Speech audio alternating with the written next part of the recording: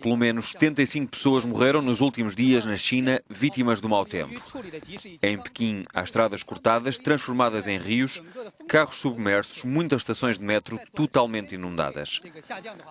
Este é o resultado das chuvas intensas que caíram nas últimas horas, aliás, desde segunda-feira que a região da capital está a ser atingida pelo mau tempo. A estação meteorológica da capital chinesa aumentou mesmo o nível de alerta para laranja, o segundo mais grave numa escala de 4.